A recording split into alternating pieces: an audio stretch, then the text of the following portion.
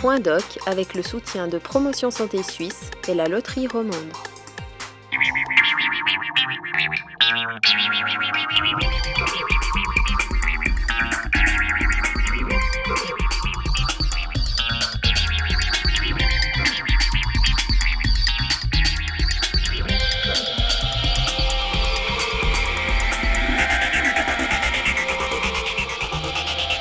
Malbouffe, bio, régime, l'alimentation plus qu'un simple besoin est devenue un véritable débat de société. Dans ce premier numéro de Point Doc, nous accompagnerons Jean-Pierre Coff et des adolescents dans leur découverte des plaisirs de la table. Comme bien manger, c'est bien élever, nous irons à la découverte d'une ferme bio où l'on aime bien les animaux. Et pour les plus gourmands d'entre nous, Émilie nous révélera tous les secrets d'une ligne retrouvée sans régime astreignant. Enfin, nous finirons notre voyage dans ce monde aux 1000 saveurs par les conseils avisés de notre coach sportive. Bonjour à tous et merci d'être avec nous pour cette première émission de Point Doc produite par Tinergy. Vous l'aurez compris, le thème abordé aujourd'hui concerne les jeunes et l'alimentation. Selon plusieurs études, les jeunes ne mangent pas assez de fruits et de légumes et consomment trop d'aliments riches en mauvaise graisse. Comment leur faire changer ces mauvaises habitudes ? Comment leur faire prendre goût à la bonne cuisine ? Bref, comment leur apprendre à bien manger sans excès ? C'est ce que nous allons voir aujourd'hui. Et pour m'accompagner dans cette quête du bien manger, j'ai choisi un invité de marque, tour à tour acteur, restaurateur, chroniqueur télé et radio, mais aussi écrivain. Merci d'accueillir ce jouisseur de la vie, cet homme qui aime bien manger, Jean-Pierre Coff. Bonjour Jean-Pierre. Quel accueil. Jean-Pierre, merci d'être avec nous pour cette première émission. Vous êtes un petit peu notre parrain, notre porte-chance. Alors je vous dis merde. D'accord. Hein, comme ça, c'est fait. Comme ça, c'est fait. Alors, je sais que l'alimentation, et plus particulièrement l'alimentation des jeunes, est un thème qui vous tient à cœur. Ça m'intéresse, oui. Et justement, ce matin, vous étiez au Mont Pèlerin, à l'hôtel Mirador, pour rencontrer un groupe d'adolescents et discuter, d'ailleurs, au cours d'un buffet fort sympathique. C'est pas mal, oui. Oui, moi, j'étais pas conviée, merci. Ben, c'est pas moi, hein, sinon je vous aurais demandé de venir. Mais vous êtes plus fera adolescente, vous. Oh, limite, hein, limite. Oui, mais quand même. Et vous avez discuté avec eux sur le thème de l'alimentation. Oui, c'était passionnant. Et on va regarder ça, on en reparle après. Volontiers, oui.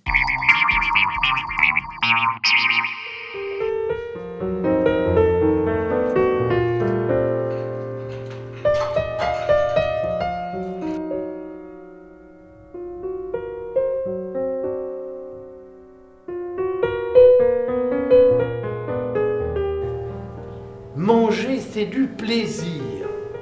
Et que si on n'a pas de plaisir à manger, mais qu'on mange simplement parce qu'il faut survivre, c'est profondément ennuyeux. Ce qui est amusant, c'est de mettre son nez, de sentir, de se dire que là, ça sent quelque chose qui a un goût d'herbe, que quand on va la voir, on a d'abord un plaisir qui est un plaisir de l'odorat, ensuite on a un plaisir gustatif, c'est le goût, c'est la bouche. Moi, je crois que c'est ça, on ne peut pas se priver de ces plaisirs-là.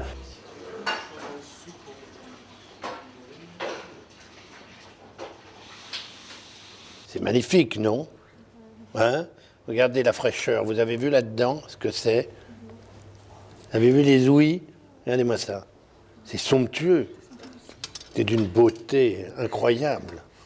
C'est un brochet, ça, je suppose, non ? Oui, il n'y a personne d'affilée. Et ça, regardez ça, vous voyez ? Regardez-moi ça, si c'est frais, tout raide comme ça. La fraîcheur de ça. Vous savez, regardez la fraîcheur, regardez les ouïes. Vous avez vu les couleurs de ça ? C'est somptueux, non ? Ben, ça avait l'air fort sympathique, Jean-Pierre, vraiment. Non, ce qui était formidable, c'est que chacun avait des questions extrêmement intéressantes à poser. C'est-à-dire des questions de société, des questions qui concernent absolument tout le monde. C'était très rigolo. Je vois là Michael qui a posé une question très intéressante. Avec Samantha, on a une discussion sur les parents, leur rôle dans l'alimentation des jeunes. Tout ça a été passionnant, vraiment. Et quelles sont les questions les plus fréquentes qu'ils ont posées? À moi, c'est la question liée au fast-food, à McDo. Vous y allez, vous avez déjà goûté, qu'est-ce que vous en pensez, etc. Bon, alors, effectivement, j'ai répondu à cette question-là, qui est une de ces questions annexes, si vous voulez, parce que ce qu'on s'est amusé à faire, il y a un jeune chef, Fabien, dans cet hôtel, qui était très passionné par le boulot qu'on faisait, et je lui ai demandé si ça l'amusait de nous faire un hamburger à sa manière. Parce qu'il n'y a pas de fatalité à manger de la viande hachée dans un bout de pain. Ou bien c'est bon ou c'est mauvais. Hein, et on peut faire bon, c'est juste ça qu'il faut comprendre. On peut faire un bon hamburger.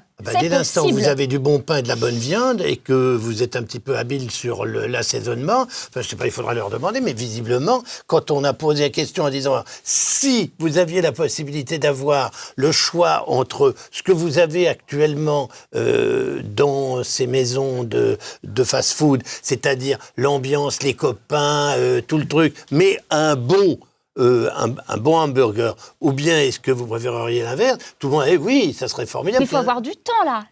Est-ce que les jeunes ont assez de temps? On prend le temps. On prend bien le temps pour des loisirs, on prend le temps pour des conneries, on prend le temps pour faire des tas de trucs, on prend le temps d'aller au cinéma. On dit j'ai pas le temps, je vais voir qu'un tiers du film parce que j'ai pas le temps. Ce serait une stupidité. Il faut installer la nourriture comme un élément fondamental de la vie. Et c'est un élément fondamental parce que c'est un élément de plaisir et qu'on a impérativement besoin de vivre pour du plaisir. Que ce soit un plaisir alimentaire, un plaisir sexuel, un plaisir de copiner, le plaisir de... Peu importe, il faut du plaisir. Or, dans la nourriture, on trouve une masse de plaisir de toutes sortes en plus. C'est terriblement évocateur. Vous fermez les yeux, vous mangez, vous avez pris un ticket pour c'est comme si vous preniez un avion. Mais rien que là, vous écoutez, moi je voyage et ça me donne envie. Si ce soir vous êtes libre, on se fait un petit bon repas tous les deux, un moment convivial où on a le temps. Que tous les deux? Ça vous plairait pas? Oh, comment j'adorerais, mais je ne savais pas que j'étais venu pour ça. Écoutez, on finit l'émission et on y va après. Oh, mais volontiers. Et vous savez, je vous propose qu'on goûte un fromage fort sympathique. Monsieur Accesso, s'il vous plaît. Monsieur Accesso, c'est notre accessoiriste. Ah oui, vous avez appelé Monsieur Accesso. Alors, il parle pas, il n'est pas très aimable, mais bon, il nous apporte les choses. Merci, Monsieur Accesso. Vous pouvez l'applaudir quand même. Ah oui. Alors, là, Jean-Pierre. Qu'est-ce que je fais? Je jette ce qui n'est pas utile. Alors, jetez-moi ce qui n'est pas utile et gardez ce qu'il n'y a que de meilleur. Est-ce que Monsieur Accessos pourrait nous apporter une autre assiette s'il avait ça? Monsieur Accessos, une autre assiette ou ses mains? Il ne faut pas jeter. On pourrait, par exemple, vous voyez ça, on pourrait l'utiliser, je ne sais pas pourquoi faire. Qu'est-ce que vous allez dire? J'ai très peur. J'ai très peur de ce que vous allez dire là. Ça, non, parce que j'allais dire, on pourrait, vous voyez, j'allais dire moi-même une bêtise, on pourrait l'utiliser pour faire du râpé. Mais je crois que finalement, même le râpé, il faut que ça soit fait avec du bon fromage. Bah oui, c'est important. Bah oui, mais donc ça, finalement, il ne faut pas le jeter, parce que c'est embêtant de le jeter, il faut peut-être le donner au chien. Bon. Et, ben oui. D'accord. Alors, et le bon Ben... Ah, ils sont bons. Voilà, maintenant vous mettez votre nez là-dessus. Rien. Voilà. Ouais. On vous fera sentir après, hein, soyez pas jaloux. Hein. Voilà, c'est... Un chouïa plus, mais bon, rien à voir avec le premier. Tout ça, c'est pathétique. Moi, je crois que le fromage, qui est un produit extrêmement cher dans tous les cas de figure, hein, il faut le savoir, c'est très très coûteux le fromage. Vous savez ce que je vous propose? On goûte ça tous les deux, on en donnera un peu après à vous, et on regarde... On garde le reste pour ce soir, n'oubliez pas qu'on dîne. Oui, ce soir on dîne ensemble, c'est vrai. C'est là-dedans, moi et pas. Et on va regarder, parce que hier vous êtes allé dans une ferme biologique. Ah, génial. Tout ce que vous aimez. Je vous propose qu'on regarde les images ensemble. Oui, je...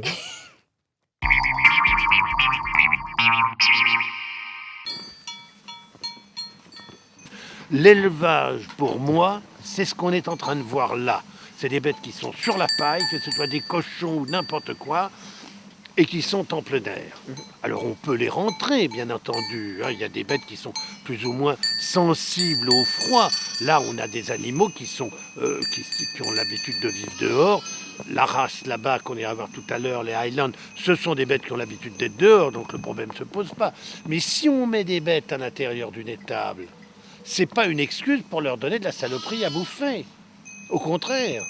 Parce que des bêtes qui ont été au pré pas à l'herbe, enfin en alpage, à l'extérieur, et qui ont mangé naturellement pendant tout l'été et l'automne, quand ça rentre, il faut continuer à leur donner de l'alimentation naturelle. Oh, mais n'aie pas peur, on va rien te faire, mon beau. C'est juste pour te dire, oh, que c'est mignon. Et puis, quel type de viande vous préférez? Alors, quand je suis ici et que je vois la qualité de l'élevage, je dis je préfère manger ce mouton-là. Et quand je suis à côté et que je vois ces vaches, enfin les bovins qui sont à côté, je me dis c'est cette viande-là que j'ai envie de manger. Moi, ce qui m'intéresse, c'est pas, j'ai pas de préférence entre un poulet, un canard, un agneau, du bœuf. J'aime tout. Ce que je veux, c'est de savoir ce que les bêtes ont mangé. Et vous êtes pour l'agriculture bio? Je crois qu'il n'y a pas tellement d'alternatives. Quand on dit maintenant la grande mode en France, c'est l'agriculture raisonnée. Raisonnée, ça veut dire quoi? Si on était réellement raisonnable, on élèverait comme ça et pas autrement. Il n'y a pas... Je crois qu'il n'y a pas le choix où on respecte la nature, où on commence à être à côté de la plaque. Alors si on est à côté, ben on est un petit peu à côté, beaucoup à côté. Moi je crois qu'on ne peut pas être à côté. Il faut être du bon côté ou du mauvais côté. Est-ce que tu es contente de faire de la télévision, toi? Ça t'amuse? Elle est un petit peu cabotine, hein? Elle y va quand même, elle cherche l'image.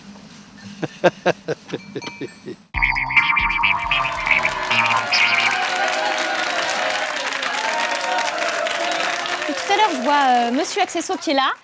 Monsieur Accesso, vous faites quoi là? Monsieur Accesso? Ah oui, alors... Ne parle pas, Monsieur Accesso. Je rappelle en effet que Monsieur Accesso ne parle jamais. Donc, alors, je vais peut-être demander à Samantha. Oui? Samantha, qu'est-ce que c'est que ça là? Ben, en fait, c'est 11,3 kg de chocolat. Et alors? Et qu'est-ce que tu fais avec ça? Ben, c'est la consommation annuelle pour un Suisse. Ah oui, d'accord. Le chocolat suisse est très bon. Je ne sais pas si vous allez me contredire. Ça peut être un autre débat. Mais ce que je veux dire, c'est tout de même attention à ne pas en consommer trop, si on ne veut pas avoir des problèmes de poids. Et en effet, le problème de poids peut commencer dès l'adolescence. Et je vous propose tout de suite de regarder le reportage d'Émilie. Émilie, c'est une adolescente. À 16 ans, elle avait des problèmes de poids. Et tout d'un coup, elle a décidé de se prendre en main et de maigrir. On est allé la rencontrer 2 ans après pour faire un point avec elle. Je vous propose qu'on regarde ça.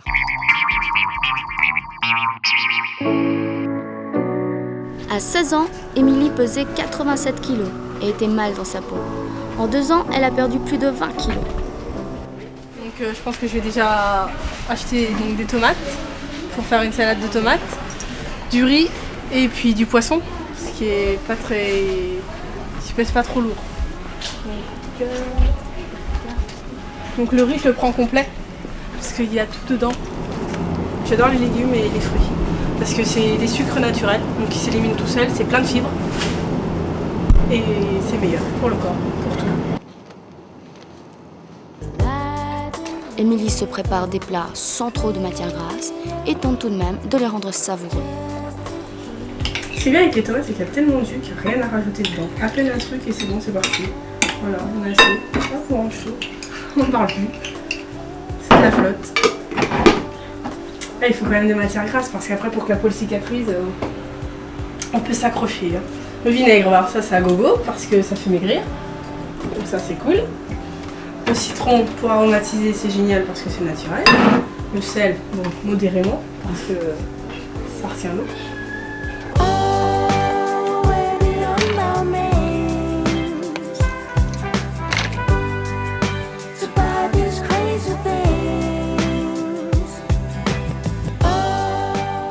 Donc ça c'est le pantalon que je vous ai montré il y a quelques secondes en fait et maintenant voilà la différence, ça donne ça. Je peux mettre mes 2 mains à l'aise et on peut en rajouter 2 autres.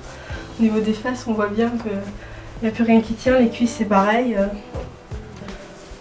Il descend, je m'en sers de baguille donc si je le fais retomber sur mes hanches, c'est ça en fait, c'est 3 fois trop grand. Impressionnant aussi c'est mon blouson.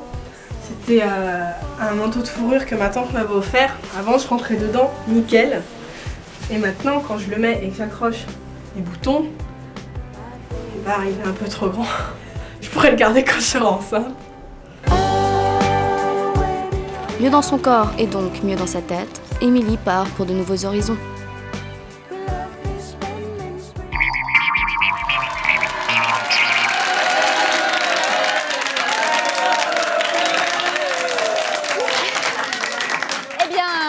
Pour vous, Sandra Volant-Oliveira, diététicienne diplômée, merci d'être avec nous. Merci à vous. Avant de vous donner la parole, merci d'accueillir l'héroïne du reportage, Émilie.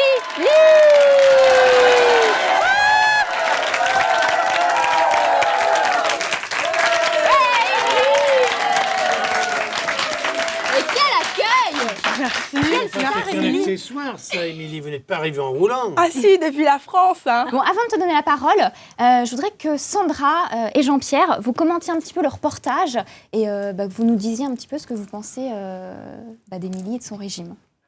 Moi, je pense qu'il faudrait peut-être applaudir très fort encore une fois Émilie parce qu'elle a fait un super... C'est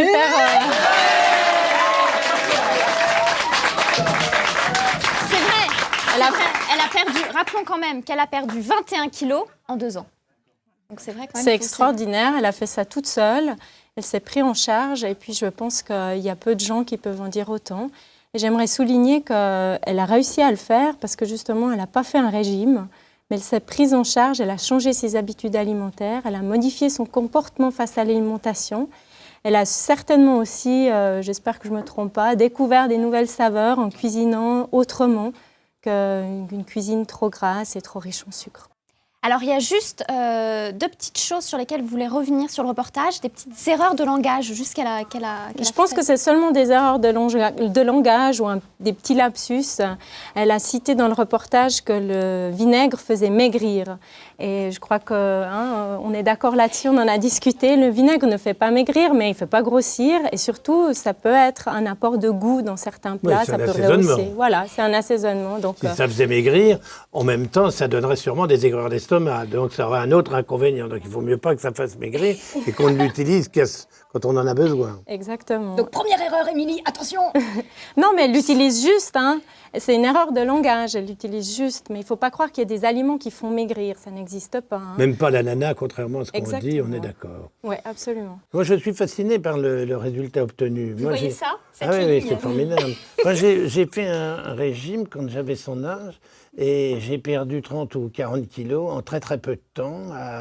Et j'ai dû mettre ça 6 mois pour perdre ça. J'étais épuisé, j'étais bourré d'amphétamine. Et je voudrais dire quelque chose de très important. Parce que comme les adolescents ont une tendance à l'obésité actuellement liée à l'alimentation et à cette erreur du grignotage qui est juste du marketing. C'est bien ce que je dénonce dans le livre. C'est ce grignotage sans arrêt, c'est une petite barre chocolatée parce qu'on n'a pas eu le temps de prendre le petit déjeuner et puis donc sans des sucres. Alors à midi, on n'a pas faim, donc là encore, on fait rien. Mais on a faim à 5 heures, alors on se retape une barre chocolatée et ça, c'est catastrophique. Il faut manger des légumes, il faut manger des fruits, au moins 10 par jour, en n'ayant pas peur de les mélanger, faire des choix parce que ça évite les carences vitaminiques, c'est quand même très important dans un régime, vous êtes d'accord avec moi? Et je crois qu'on ne peut pas... Ce cas-là est un cas pour moi d'école, mais je pense qu'il faut dire à tous les gens qui veulent maigrir, y compris les personnes âgées, qu'il faut avant aller voir quelqu'un de sérieux, un médecin ou un diététicien diplômé. Il ne faut pas avoir peur de demander « Avez-vous les diplômes ?» C'est très important car c'est un métier où il y a énormément de charlatans, le métier que vous faites, et qu'il y a des risques de suivre des régimes qui sont inappropriés à votre état de santé. Si vous êtes dans un état de faiblesse et que vous commenciez un régime, il y a toutes les chances pour que s'attaque sur vous le stress, des angoisses. C'est pas fait pour ça, le régime. Au contraire, ça doit se faire dans la joie, dans une vraie bonne humeur pour obtenir un résultat, je crois. Je vous remercierai jamais Pardon, assez, mais c'est tellement important. Moi, j'ai vu combien de copines, on file des amphétamines, des trucs comme ça, les gens sont à bout de nerfs, en plus, ils se bourrent de café, c'est des boules de nerfs, l'amaigrissement se fait dans la douleur, alors que ça doit au contraire se faire dans la joie. Et ça sert à rien de se peser tous les jours. Et ça sert à rien de se peser, mais ça sert aussi à rien de se priver. Parce qu'il y a des Ah gens non, qui mais font j'ai des pas dit régimes. ça, hein. Et parce que, est-ce que tu t'es privé, toi, pendant ton régime? Jamais. Non, mais justement, je crois que c'était un point aussi important. Il y a des gens qui font des régimes qui se privent, qui vont à rêver de nourriture, rêver d'éclairs au chocolat parce qu'ils veulent pas en manger. Mais c'est parce qu'ils font des régimes. Ils se frustrent. Le régime, c'est un synonyme de frustration. Moi, je prône changer vos habitudes alimentaires, découvrez une nouvelle cuisine, une cuisine allégée, prenez le temps de manger, prenez le temps de goûter les choses prenez le temps de faire des bons plats, de mettre de la couleur dans vos plats, de mettre des épices. Tout ça pour compenser le goût du gras en fait qu'on apporte avec beaucoup de graisse, on peut le compenser avec d'autres épices. Et puis, j'aime pas ce mot de régime parce que vraiment, régime, ça fait frustration. C'est carcéral. Voilà. Et à long terme, on ne peut pas le faire. Vous parliez tout à l'heure de chocolat. Regardez les étiquettes. Le chocolat, c'est un très bon exemple. Quand il y a des graisses végétales, n'en achetez pas. Achetez du chocolat avec du beurre de cacao, c'est-à-dire un chocolat à 100%, et non pas un chocolat avec des rajouts de crème végétale. Quand vous achetez des plats qui sont tout prêts, lisez les étiquettes, regardez les pourcentages, voyez la composition, voyez les rajouts de tout ce qui est mauvais, les gélifiants et tous les édulcorants de synthèse. Il n'y a rien de pire que les faux sucres. Il vaut mieux le café et le thé. Ne mettez pas de sucre dedans, si vous voulez. Vous allez découvrir ce que c'est que le goût d'un bon thé ou d'un bon café. Mais les édulcorants, c'est un nid à stress, ça. Non? Oui. J'aime quand vous parlez. Vous savez, je vous écoute et du coup, j'en oublie la suite. Alors, hélas, on ne peut pas répondre à toutes les questions aujourd'hui. Néanmoins, j'insiste sur le fait que sur notre site www.tinergy.ch, vous pourrez retrouver d'autres questions et réponses de Jean-Pierre Coff, de Sandra et d'Émilie. Et pour finir, je voudrais juste parce que... Écoutez, monsieur Accesso est encore là. Monsieur Accesso fait son malin. Alors, bon, allez, viens. Monsieur Accesso vient. Il apporte, je crois, un petit plateau. Est-ce que, Sandra, vous pourriez nous commenter ce plateau et nous dire ce que c'est? Merci, monsieur Accesso, qui ne parle toujours pas. J'espère que c'est pour le petit déjeuner et puis pas pour le repas du soir. Non, c'est pour le déjeuner. C'est pas bien, ça. Faut pas grignoter. C'est pas déjeuner. Non, c'est pas vrai. C'est le plus mortel. Mais vous savez, mon métier, moi, c'est de goûter sans arrêt. Alors, je passe ma vie à grignoter. Je suis le pire des exemples. Mais là, non, mais Bon, Sandra, est-ce que vite, avant que Jean-Pierre et Émilie mangent tout, Alors, je pense que là, on trouve quand même les ingrédients d'un petit déjeuner. Ça veut dire un produit laitier, mais ça peut être aussi du fromage, ça peut être du lait, ça peut être un fromage blanc. Fromage blanc, très bon, le matin, formidable. Gruyère, voilà. Un vrai gruyère de Gruyère, bien sûr, oui, tout à fait. Là, les féculents sont sous forme de céréales petit déjeuner, mais ça ne veut pas dire qu'on doit proscrire le pain. Ça peut être du pain sec, du pain complet. Toasté, délicieux. Ça peut être des flocons d'avoine, ça peut être toutes sortes, des biscottes même, si on préfère sous forme de biscottes, c'est très bien. Une boisson, il faut du liquide. Alors, ça peut être un jus de fruits, ça peut être aussi une boisson à base de lait, ça peut être même un café ou un thé, sans problème. Et puis, le fruit, alors là, on a l'exemple des deux, le fruit sous forme de jus de fruits ou sous forme de fruits à croquer. Là, on a un bon complément. Et là, on a tout. Ça peut être une banane, absolument. Et vous ne proscrivez pas la confiture, vous? Non, absolument pas. Même un peu de beurre sur la tartine, absolument. Je comprends qu'on change de principe alimentaire, de règles d'hygiène de vie. Comme ça, on ne se prive de rien, on en prend un petit peu. Un petit peu, il faut savoir rester raisonnable. Je ne vais pas essayer de perdre des kilos en allant vous voir. Mais écoutez, vous êtes le bienvenu. Vous allez avec Émilie, mais vous savez, Jean-Pierre, Émilie aussi, ce qu'elle a fait. En plus de son alimentation équilibrée, Émilie, elle a fait du sport. Bravo. Et oui, parce que le sport, oui, j'entends dans le public, le sport c'est bien pour garder la forme, c'est bien quand on veut faire un régime, c'est bien pour tout, c'est bon pour le dos, pour le cœur, pour la ligne. Et je vous propose, alors Jean-Pierre, vous allez rire, mais vous allez regarder un petit reportage avec moi, puis vous allez voir à quel point je peux être sportive. Ça va m'étonner, mais je suis très content de regarder ça. Il est important de choisir son sport par rapport à son âge, sa morphologie et aussi son état de santé. Bon, parfois il y a des cas désespérés. Allez, toi, au vélo. L'idéal, c'est faire du sport 3 fois par semaine, durant 20 à 60 minutes. Ce qui est apparemment pas ton cas. Et maintenant, tu vas me faire 20 abdos. 15, 16, 17, 18, 19, 20. Non, c'est trop lent, tu vas me refaire encore 20. Allez. Alors toi aussi, tu veux un corps de rêve? Fais comme moi, fais du sport.